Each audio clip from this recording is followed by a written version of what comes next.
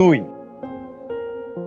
আপনারা যারা রাত দিন হাড় ভাঙা পরিশ্রম করছেন আমাদের প্রতিষ্ঠানকে দাঁড় করার জন্য, এত ভালো করার জন্য, আপনারা আপনাদের পাওনাটা আমাদের কাছ থেকে সঠিকভাবে পাচ্ছেন কিনা।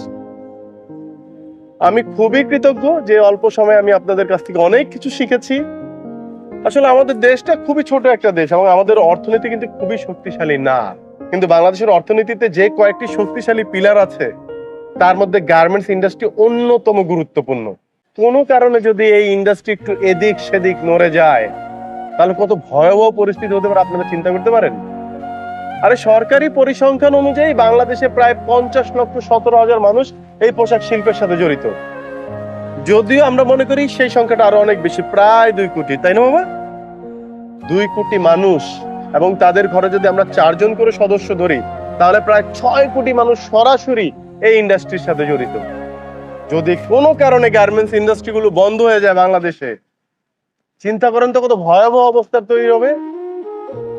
চুরি, ছিনতাই, রাহাজানি, ডাকাতি, দিনে দুপুরে খুনের মতো এরকম জঘন্য ঘটনা ঘটবে। অনেক মা বাবা চিকিৎসা পাবে না, ওষুধ পাবে না।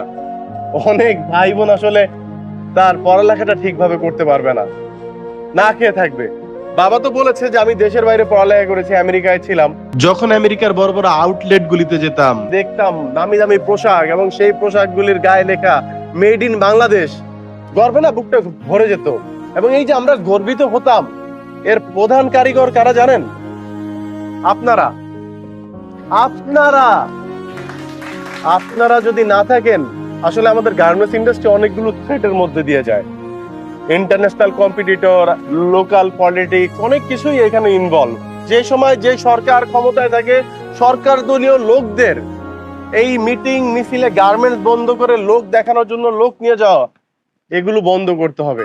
লোকাল যে সন্ত্রাসীরা আছে তারা তো জুট ব্যবসার নামে প্রতিনিয়ত চাঁদাবাজি, ধান্দাবাজি এই গার্মেন্টস শিল্পের প্রতি করেই যাচ্ছে।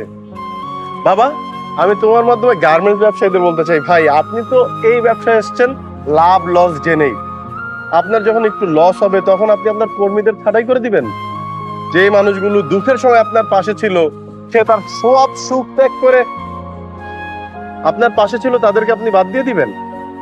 এটা যেন আমরা না করি, কারণ শ্রমিক না বাঁচলে মালিক বাঁচবে না, আর মালিক না বাঁচলে শ্রমিকও বাঁচবে না। অতএব আমরা সবাই মিলে বাংলাদেশের গার্মেন্টস শিল্পটাকে এমন একটা জায়গায় নিয়ে যেতে চাই যাতে করে বিশ্ব দরবারে আমরা মাথা উঁচু করে বলতে পারি আমরা বাংলাদেশের গার্মেন্টস যোদ্ধা। কি পারবো না আমরা সবাই?